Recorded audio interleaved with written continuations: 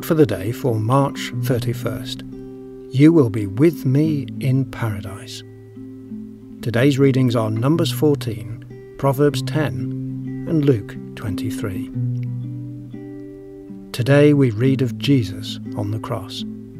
The chief priests and the rulers and the people, Luke 23 verse 13, opposed Pilate's decision to release him, so he gave in and delivered Jesus over to their will.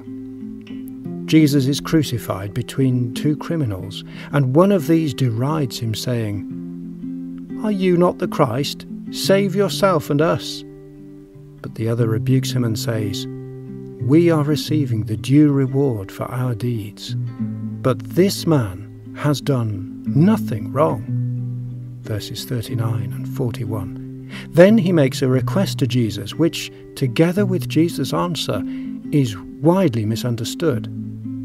He says, "Jesus, remember me when you come into your kingdom."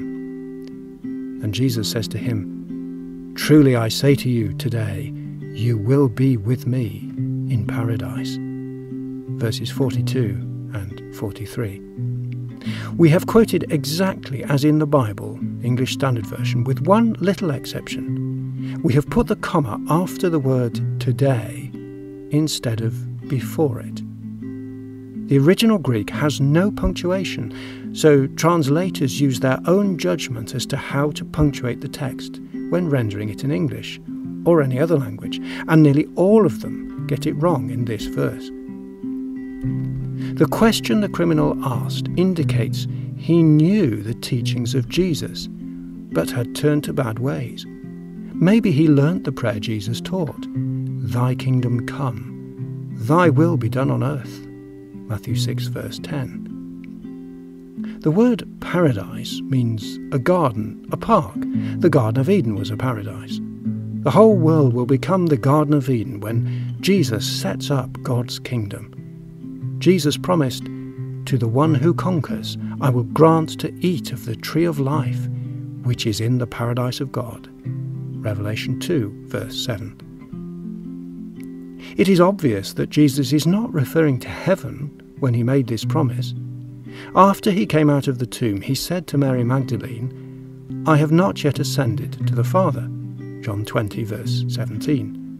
The criminal re-established his relationship with Jesus because of his faith, and for that reason he received this promise of a place in the paradise of God's kingdom.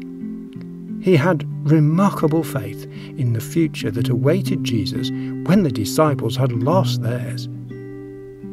A closing thought is to note the mistake some make in saying that since this repentant criminal was not baptized, baptism is not essential.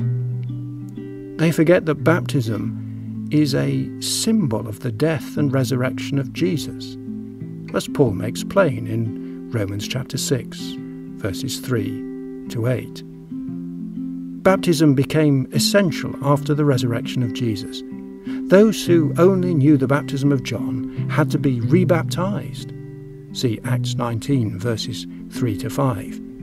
In a very real sense, the experience of the criminal dying with Christ paralleled the whole principle of baptism. The whole world is to become a paradise. What wonders await all who will be with Jesus then?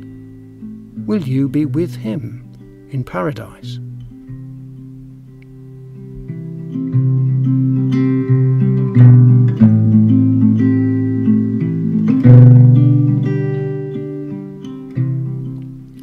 We hope you found this message from the Bible helpful and thought-provoking.